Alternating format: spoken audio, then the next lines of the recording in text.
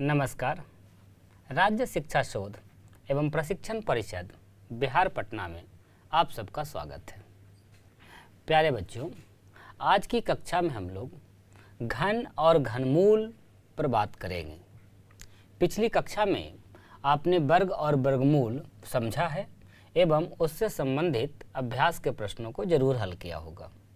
तो आइए अब हम बात करेंगे आज क्यूब एंड क्यूब रूट की। आपने घन या क्यूब शब्द तो सुना ही होगा। एक चित्र बनाया है हमने बोर्ड पर। आप घन तो देखे ही हैं। क्यूब, उसमें क्या होता है? जो आकृति होती है उसमें लंबाई, चौड़ाई, ऊंचाई सब बराबर होती है। उसे हम लोग घन की आकृति कहते हैं। अब यदि मान के चलिए कि 1 सेंटीमीटर भुजा वाला लंबाई का एक घन है आपके पास।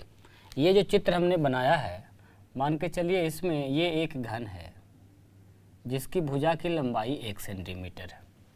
अब इससे हमें एक दूसरा घन बनाना है जिसकी भुजा की लंबाई 2 सेंटीमीटर हो जाए, अर्थात वैसा वैसा 2 टाइम हो जाए। सब कुछ, लंबाई भी, चौड़ाई भी, ऊंचाई भी, सब होना होगा तभी तो घन बनेगा। और यदि सिर्फ 2 को आप जमा करके रख देंगे तो वो घन नहीं, घनाभ हो जाएगा। हम क्या कर रहे हैं, 1 सेंटीमीटर भुजा वाला एक घन लिए हैं और अब उससे हम प्रयास कर रहे हैं कि 2 सेंटीमीटर वाला एक घन बन जाए। तो ये देखिए हमने इस प्रकार सजाया है, घन के ऊपर घन रख करके। अब जो हमारा घन बना है इसकी लंबाई 1 सेंटीमीटर से बढ़ के 2 सेंटीमीटर हो गई, चौड़ाई भी बढ़ गई और ऊंचाई भी बढ़ गई। तीनों ही डायमेंशन में हमने बढ़ा दिया है। तो इसमें कुल कितने घन लगे हैं जरा बताइए। आप खुद से सोचिए। आपको 1 सेंटीमीटर का एक घन दे दिया गया है, आपको क्या करना है, उसको 2 सेंटीमीटर का घन बनाना है। तो कुल कितने घनों की जरूरत पड़ेगी? आइए हम देखते हैं मिल करके। कुछ तो आपको स्पष्ट दिख रहा होगा, जैसे 1 तो यहाँ लगा हुआ है, ये इसी का हिस्सा है, एक घन का पूरा। ठीक इसके नीचे इधर दूसरा, फिर इधर तीसरा और चौथा घन। इस तरफ आइएगा तो 5वां, 6ठा, और इस तरफ जाइएगा तो 7वां और उसके नीचे 8वां। अर्थात कुल 8 घनों की आवश्यकता पड़ती है। ठीक इसी प्रकार से विचार कीजिए कि 1 सेंटीमीटर वाले घन हैं। अब आपको 2 सेंटीमीटर नहीं 3 सेंटीमीटर भुजा वाला घन बनाना है। जरा सजा के देखिए कि कितने घन लगेंगे कि उसके भुजा की लंबाई 3 सेंटीमीटर होगी। तो एक तरीका तो यह है कि इसको फिर बढ़ाइए 3 सेंटीमीटर और काउंट कीजिए। या आप इसको ऐसे भी समझ सकते हैं कि जब हम घन बना रहे हैं तो उसमें वृद्धि कर रहे हैं 3 जगह पर। घन का आयतन ऐसे आपने सुना होगा, क्या होता है, भुजा, भुजा और भुजा, लंबाई में भी, चौड़ाई में भी और ऊंचाई में भी। तो जब 3 सेंटीमीटर वाला घन बनाना है आपको 1 सेंटीमीटर वाला से, तो आप 3 को 3 बार गुना करके भी ज्ञात कर सकते हैं। अर्थात कुल 27 घन मिलेगा, तब जाके बड़े वाले घन का निर्माण होगा जिसकी भुजा 3 सेंटीमीटर है। और इसी प्रकार से अगर 4 सेंटीमीटर करनी होगी तो आप पता कर सकते हैं। तो ये जो हम बात कर रहे हैं, एक ही संख्या को उसी संख्या से 3 बार गुना कर रहे हैं। ये जो गुना हो रहा है इसे ही हम लोग घन कहते हैं। घन, क्यूब करना। क्यूब क्या होता है, इसमें संख्या को स्वयं से ही गुणा करना। कितने टाइम्स?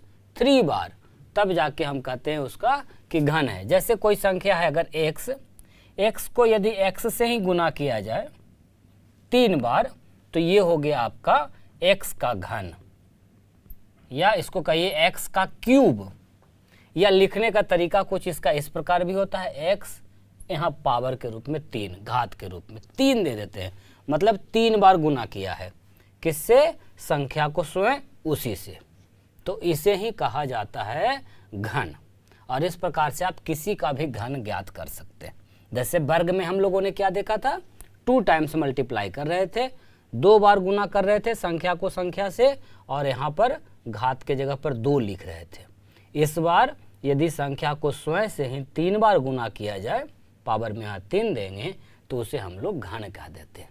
जैसे हम यदि कहें 1 का घन, तो इसका क्या मतलब हुआ?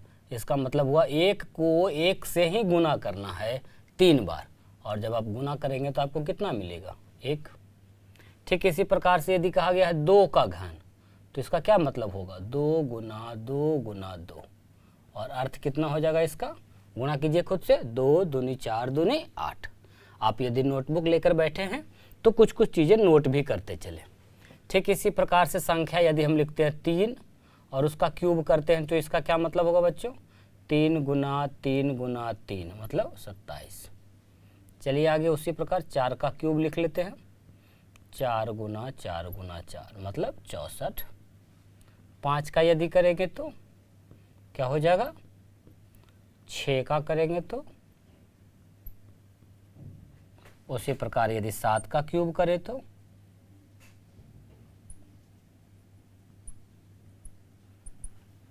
8 का करें तो,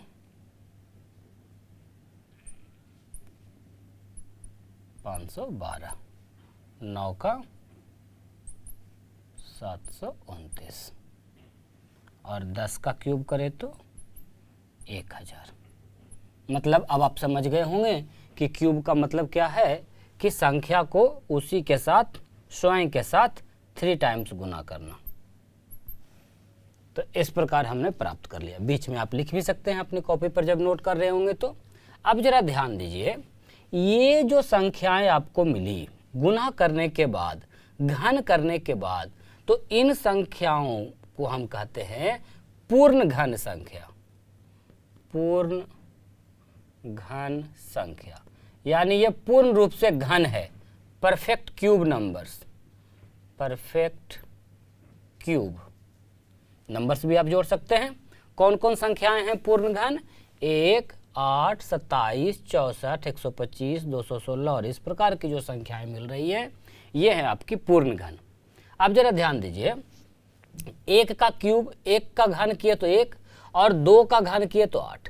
अब 1 और 2 के बीच में तो कोई प्राकृत संख्या है नहीं, जिसका हम घन करेंगे तो इसके बीच में आएगा। जाहिर सी बात है कि 1 और 8 के बीच में और कोई भी पूर्ण घन संख्या नहीं होगी। 1 के बाद सीधे 8 होगा। अब बीच में जितनी भी संख्या है, जैसे 5 है, 6 है, 3 है, 4 है, 7 है, ये सब संख्याएं पूर्ण घन नहीं होंगी। यानी पूर्ण घन संख्या कुछ खास खास संख्या ही होता है। अब जरा देख लीजिए, 1000 तक में हम निकाले हैं, 4 अंक की छोटी से छोटी संख्या तक पहुंच गए, और 1000 तक में कितनी संख्या है पूर्ण घन? मात्र 1, 2, 3, 4 से लेकर के 10 तक। यानी यदि पूछा जाए कि 1000 तक की गिनती तक, 1000 तक कुल कितनी परफेक्ट क्यूब नंबर्स हैं, मतलब पूर्ण घन संख्या है, पूर्ण घन संख्या है, बताइए कितनी होगी? अभी आप देख रहे हैं एकदम सामने में बोर्ड पर ही है। 1000 तक हम जब घन किए हैं तो मात्र ऐसी कितनी संख्याएं हैं? 10 संख्या। यदि हम आपको कहें कि 100 तक में, 100 तक कुल कितनी संख्या है जो पूर्ण घन है? बताइए आप ही सामने में देखकर। 100 तक का मतलब पूर्ण घन में कौन कौन आ जाएगा? 1, 8, 27, 64, फिर तो 125 बड़ा हो जाएगा बच्चों। यानी कि 1, 2, 3, 4, मात्र 4 ऐसी संख्याएं हैं 100 तक की गिनती में जो परफेक्ट क्यूब है, पूर्ण घन संख्या है। यदि किसी संख्या की जांच करना हो कि वो पूर्ण घन है या नहीं, जैसे हम कहते हैं कि क्या 49 एक पूर्ण घन संख्या है? पूर्ण घन संख्या है। अब पूर्ण घन बनने के लिए क्या होना चाहिए? किसी संख्या का स्वयं के साथ 3 बार गुना होना चाहिए। जैसे यहाँ x का घन बनने के लिए क्या हुआ था? x गुना x हुआ था। यानी कि उसका गुणनखंड यदि हम करें तो किसी एक ही संख्या का 3 बार गुना होना चाहिए। तो आप जानते हैं कि 49 का क्या मतलब है? 7 गुना 7, और तो इसका खंड किया नहीं जा सकता है, और ये तो मात्र 2 ही बार गुना हुआ, अर्थात यह एक पूर्ण घन नहीं है। पूर्ण घन होता तो कितनी बार मल्टीप्लाई करना पड़ता? 3 बार। साथ ही साथ आपने जो सारणी प्राप्त किया है उस सारणी से भी पता कर सकते हैं। आप देखिए 27 के बाद सीधे है 64, और 27 किसका घन है? 3 का, और 64 किसका है? 4 का। और 3 और 4 के बीच में तो कोई संख्या है नहीं जो प्राकृत है, अर्थात 64 पूर्ण घन संख्या नहीं है, नहीं है। ये बात हो गई। अब जरा ध्यान दीजिए, कुछ और बातों पर हम विचार करें। जैसे यहाँ तक हमने क्यूब लिख दिया है, आप चाहें तो फिर इसके आगे 11 का भी लिख सकते हैं, खुद से ढूंढ के 12 का लिख सकते हैं, और यहाँ पता कर सकते हैं क्या आया। जो सॉरी, यहाँ ये ध्यान दीजिए बच्चों, 1 का क्यूब कर रहे हैं तो 1 आ रहा है। इकाई अंक पर गौर कीजिए, 1 है यहाँ तो 1, 2 है तो 8, 3 है तो 7, 4 है तो 64। इस प्रकार आप देख पा रहे हैं सबके लिए अलग अलग इकाई अंक है। अब यदि 11 का आप करेंगे तो आपको आएगा 1331। आप करके देखें। फिर से इसका इकाई अंक 1 है तो इसका भी इकाई अंक कितना है? 1 है। अर्थात 11 किया, आप 21 का करें, 31 का करें, 41 का करें, इकाई अंक हमेशा 1 ही रहेगा, फिक्स है। ठीक उसी प्रकार से जैसे 2 का क्यूब आपने किया है तो कितना आया है? 8। अब यदि आप 12 का क्यूब करेंगे तो भी उसका जो इकाई अंक होगा वो 8 ही आएगा। 12 क्या, यदि 22 का करें, 32 का करें, 42 का करें, तब भी इकाई अंक 8 ही रहेगा। तो मैं बस ये कहना चाह रहा हूँ कि घन जब करते हैं, क्यूब जब करते हैं, तो किसी संख्या का इकाई अंक क्या होगा ये पहले से फिक्स है। इसमें देखिए 1, 5, 6 इनका और 0, यदि इतना इकाई अंक हो तो ये नो चेंज, कभी नहीं बदलता है, परिवर्तनशील नहीं है। कहने का मतलब है वैसी संख्या जिसका इकाई अंक 1 हो, 5 हो, 6 हो या 0 हो, तो उसका क्यूब करने पर क्यूब का जो इकाई अंक होगा वह भी 1 होगा, 5 होगा, 6 होगा और 0 होगा, कभी नहीं बदलेगा। इसके अलावे आप देख पा रहे हैं कि 2 के लिए 8, 3 के लिए 7, 4 के लिए 4, सॉरी 4 भी आप इसमें जोड़ सकते हैं, छूट गया है। 1, 4, 5, 6 और 0, इन सब चीज का नहीं बदलता है। 9 का भी नहीं बदलेगा। यानी अब मेरा लिस्ट ऐसा हो गया 1, 4, 5, 6, 9, 0। इसका परफेक्ट क्यूब करने पर इकाई अंक में वहीं रह जाता है, नहीं बदलता है। तो आप इकाई अंक आसानी से ढूंढ सकते हैं। यदि आप गुना नहीं करना चाह रहे हैं तो इकाई अंक तो ढूंढ ही लीजिएगा। जैसे कोई संख्या आपको दिया गया है, कोई भी संख्या हो, कितनी बड़ी संख्या हो, लिख दिया गया है 364 का होल क्यूब का इकाई अंक क्या होगा? इकाई अंक बताएं। तो हम लोग इसका वास्तविक में होल क्यूब नहीं करेंगे, 3 बार गुना नहीं करने जाएंगे। आप जान लीजिए कि 4 है यदि इकाई अंक में, तो उसका क्यूब करेंगे तो हर हाल में उसका इकाई अंक 4 ही आएगा, कभी नहीं बदलेगा। इस प्रकार से 1 हो, 4 हो, 5 हो, 6 हो, 9 हो, 0 हो, तो इकाई अंक वहीं रह जाता है।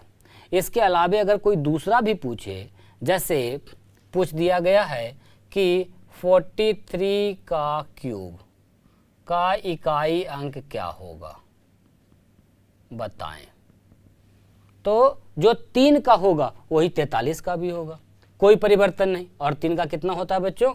7। तो आपको अलग अलग रटने या याद करने की कोई ज़रूरत नहीं है। हाँ, 10 तक का क्यूब जो हमने लिखा है, इसको आप भी लिख करके 1-2 बार पढ़ लीजिएगा, अपने आप याद हो जाएगा, काफ़ी आसान है। यदि आप इकाई अंक ढूंढ पा रहे हैं तो आइए अब कुछ और बात करते हैं। आइए बच्चों, हम लोग देखते हैं एक प्रतिरूप, एक मॉडल। चलिए, एक हम लोग क्या कर रहे हैं, लगातार जो विषम संख्या है उसको जोड़ने का प्रयास करते हैं। एक अकेले है, चलिए कितना आ जाएगा? 1। 1 के बाद की विषम संख्या कौन है? 3 और 5। जरा इसको जोड़ कर देखिए क्या मिलेगा आपको। इसके बाद की विषम संख्या लगातार कौन होगी? 5 के बाद 7, 9 और 11। बताइए जोड़कर कितना होगा? जोड़े इसे 27। इसके बाद की संख्या यदि लिखे हम 13, 15, 17, 19। आइए इसको भी हम लोग जोड़े। 9, 7, 16, 5, 21, 3, 24, बकाया 2, 1, 3, 1, 4, 1, 5, 1, 6। आप चाहें तो इसे और भी आगे बढ़ा सकते हैं। इस प्रकार का ये जो एक मॉडल बन रहा है, इसे ज़रा ध्यान से देखिए। इसे आगे आप अनगिनत तक बढ़ा सकते हैं। ये वस्तुतः 1 का क्यूब है। 8 क्या है? अभी आपने देखा था 2 का घन करने पर 8 प्राप्त हो रहा था। 27 क्या है बच्चों? 3 का घन। और 64 क्या है? 4 का घन। जरा देखिए किस प्रकार से हम घन ज्ञात करने के लिए लगातार विषम संख्याओं को जोड़कर भी प्राप्त कर सकते हैं। एक तरीका तो आपने देखा ही है कि संख्या को उसी के साथ 3 बार गुना करें तो आपको घन प्राप्त हो जाएगा। दूसरा एक और बहुत ही रोचक प्रतिरूप हमने ढूंढा। क्या ढूंढा? कि संख्या का क्यूब आप लगातार विषम संख्याओं के योग के साथ कर सकते हैं।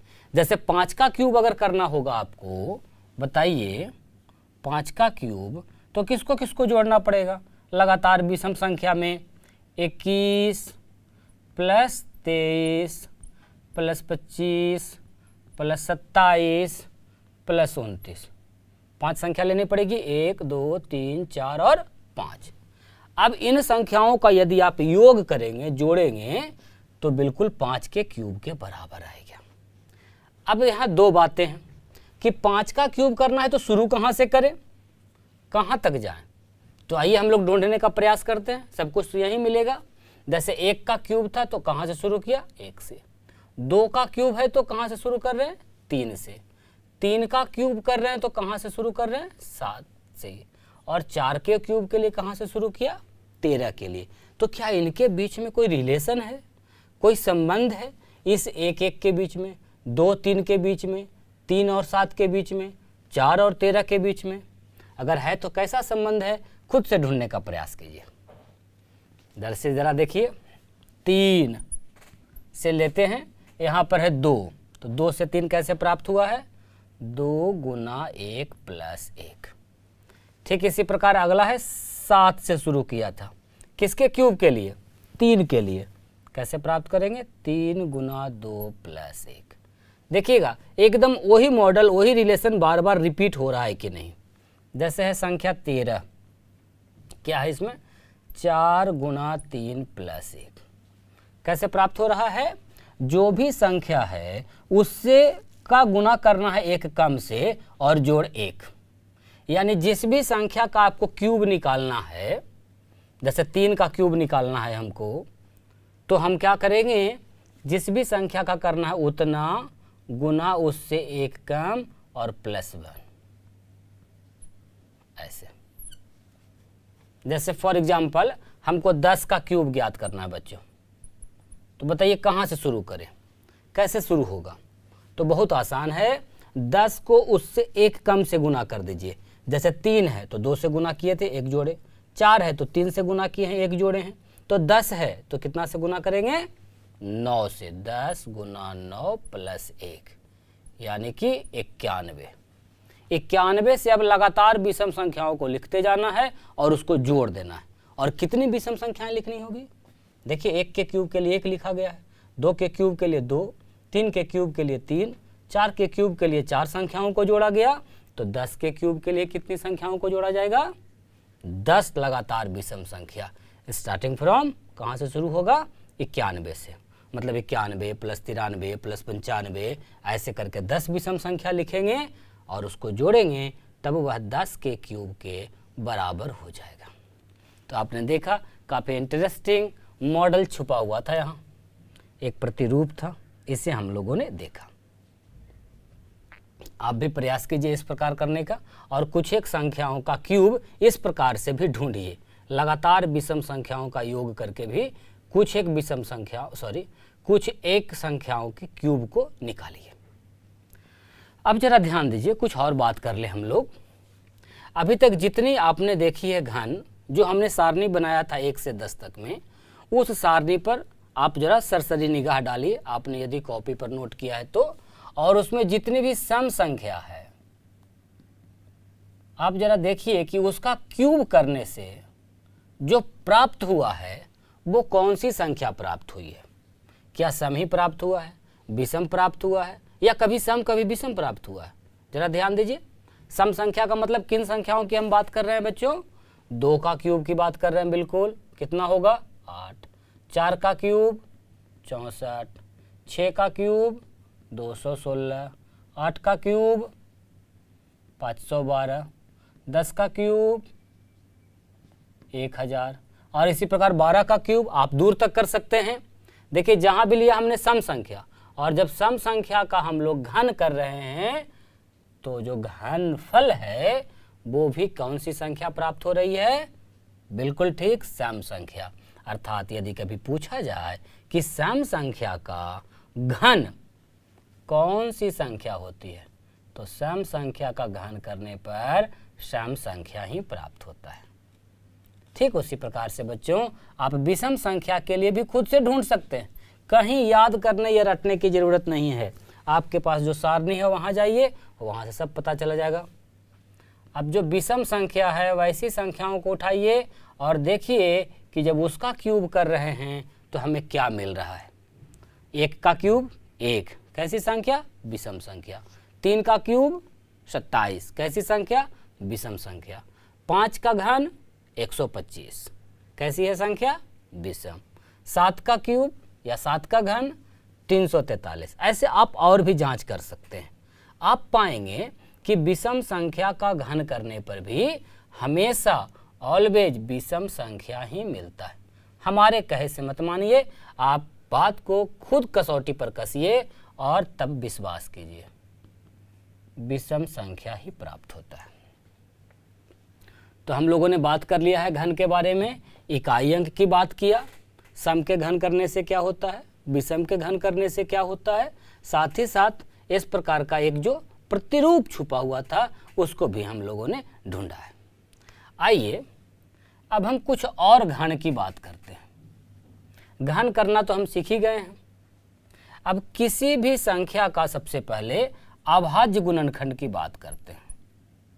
अभाज्य गुणनखंड, आप तो वर्ग और वर्गमूल भी पढ़े हैं, इसके पहले भी लसम असम पढ़े हैं, तो सब जगह अभाज्य गुणनखंड की जरूरत थी और आप पूरा विश्वास है कि आपको आता भी ये करने। जैसे कोई संख्या लिखा हुआ है 6, तो उसका गुणनखंड क्या हो जाएगा बच्चों? बिल्कुल ठीक, 2 गुणा 3। ऐसे खंड में करना है कि दोनों को सबका सब अभाज्य संख्या ही हो। जैसे हमारे पास यदि लिखा हुआ है 30, तो बताइए इसका अभाज्य गुणनखंड क्या हो जाएगा? बिल्कुल ठीक, 2 गुणा 3 गुणा 5 अभाज्य गुणनखंड आ रहा है। अब कुछ संख्याओं का घन हम लोग अभाज्य गुणनखंड के रूप में ही करेंगे। आइए कुछ और संख्याओं का घन करते हैं आपके साथ मिलकर के। जैसे संख्या हम ले रहे हैं कोई भी, चलिए 6 ही ले लेते हैं, तो सबसे पहले इसका गुणनखंड करेंगे, अभाज्य गुणनखंड, फिर इसका घन करेंगे अर्थात 6 का क्यूब, और जब 6 का क्यूब करेंगे तो 2 गुना 3 का भी क्यूब होगा। तो इस स्थिति में हमारा जो प्राप्त होगा वो हो जाएगा 2 गुना 3, 2 गुना 3 और 2 गुना 3। ये क्या लिखे हैं हमने? कोई भी संख्या ले लिया है रैंडमली, संख्या का गुणनखंड किए हैं, अभाज्य गुणनखंड, और ये क्या किए हैं? घन किए हैं उसका, घन का गुणनखंड। इस प्रकार से और भी किसी संख्या का आप कर सकते हैं। चलिए जैसे हम कर रहे हैं 12 का, 2 गुना 2 गुना 3। अब इसका जब घन करेंगे मतलब इतना गुना इतना गुना इतना 3 बार, तो हो जाएगा 2 गुना 2 गुना 3 एक बार, 2 गुना 2 गुना 3 2 बार, 2 गुना 2 गुना 3 3 बार। इसी प्रकार से और किसी संख्या का ले लें आप, जैसे हम ले रहे हैं 15, 3 गुना 5, 3 गुना 5, 3 गुना 5, 3 गुना 5, ये करना होगा। अब जरा ध्यान दीजिए, जो घन बना हमारा, अब ये सब संख्याएं पूर्ण घन होगी, और पूर्ण घन में यहाँ देखिए 2 कितनी बार मिला, 1 2 3 बार, 3 कितनी बार मिला है, 1 2 3 बार।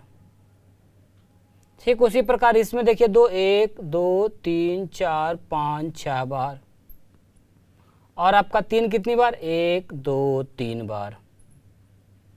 इसमें यदि आप देखेंगे तो 3 1 2 3 बार, और 5 मिला है बच्चों 3 बार। तो मैं ये कहना चाह रहा हूं कि यदि कोई संख्या है और उसका हम घन करते हैं, गुणनखंड करते हैं उसका, तो जो घन का गुणनखंड होता है वह भी हमेशा घात के रूप में 3 को साथ लाता है, यानी 3 3 का युग्म बनाता है। कहने का मतलब ये है कि किसी भी पूर्ण घन का यदि गुणनखंड किया जाए तब वह हमेशा 3 3 का समूह बनाएगा, और यदि 3 का समूह नहीं बनाता है तो समझिए कि वह पूर्ण घन संख्या नहीं है। आइए इसे थोड़ा सा और विस्तार समझते हैं। हम लोग इस नतीजे पर पहुंचे हैं कि यदि किसी संख्या जो पूर्ण घन है उसका जो गुणनखंड होगा हमेशा 3 3 के साथ में आएगा, 3 3 के युग्म में आएगा। अर्थात कोई संख्या पूर्ण घन है या नहीं, इसकी जांच हम बड़े आसानी से उसका गुणनखंड करके कर सकते हैं। गुणनखंड करके ये देख लेंगे कि क्या उसमें 3 3 का समूह लग रहा है। यदि लग रहा है तो वह पूर्ण घन है, अदरवाइज वह पूर्ण घन नहीं है। जैसे आइए हम लोग साथ में मिलकर जांच करते हैं कि क्या 500 एक पूर्ण घन संख्या है। पूर्ण घन संख्या है। तो ऐसे प्रश्नों के जांच के लिए आपको क्या करना होगा, उसका अभाज्य गुणनखंड। आइए हम साथ में मिलकर करते हैं। आपको आता है अभाज्य गुणनखंड, बिल्कुल आप स्वयं से कीजिए, हमारे इंतजार में ना रहें। इस प्रकार से आप आसानी से कर सकते हैं अभाज्य गुणनखंड। और करने के बाद आपने क्या प्राप्त किया, 2 गुणा 2 गुणा 5 गुणा 5 गुणा 5। अब आपको देखना है कि इसके अंदर जो भी अभाज्य संख्याएं आई, क्या वह 3 3 के समूह में आई। तो आपने क्या देखा कि 5 तो 3 के समूह में है, लेकिन 2 3 के समूह में नहीं है। और जब तक 3 का समूह नहीं बनेगा तब तक वह पूर्ण घन तो होगा नहीं, क्योंकि अभी हमने देखा है कि किसी भी संख्या का जब घन करते हैं तो उसके जो गुणनखंड होते हैं वह हमेशा 3 के ही समूह में होते हैं। अतः यहाँ पर हम कह सकते हैं कि 501 पूर्ण घन संख्या नहीं है, संख्या नहीं है। कब हो जाता पूर्ण घन, जब 2 भी 3 के युग्म में आता। तो एक प्रश्न इसी से बनता है, एक संख्या दी रहती है और कहा जाता है कि इसमें कम से कम किससे गुणा करें या कम से कम किससे भाग करें कि वह एक पूर्ण घन बन जाएगा। तो ऐसे प्रश्न में यदि पूछ दिया जाए कि कम से कम कितना से गुणा करें कि पूर्ण घन बन जाएगा, तो आप यहीं से बता सकते हैं जिसका 3 का युग्म नहीं बना उसका 3 का युग्म बनाने के लिए और इसमें कितना डालना पड़ेगा, यानी कितना से गुणा करना पड़ेगा, ये आपको यहीं दिख जाएगा। जैसे 5 तो है 3, लेकिन 2 है 2 ही, तो 1 2 यदि हम और डाल दें तो यह निश्चित रूप से 3 के ग्रुप में हो जाएगा, 3 के समूह में हो जाएगा, और जैसे ही 3 का समूह होगा तो वो एक पूर्ण घन बन जाएगा। तो इसी से एक और प्रश्न बन गया कि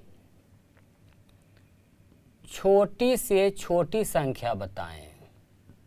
छोटी से छोटी संख्या बताएं जिससे 500 को गुणा करने पर गुणनफल पूर्ण घन हो जाएगा, पूर्ण घन प्राप्त होगा या हो जाएगा, पूर्ण घन प्राप्त होगा।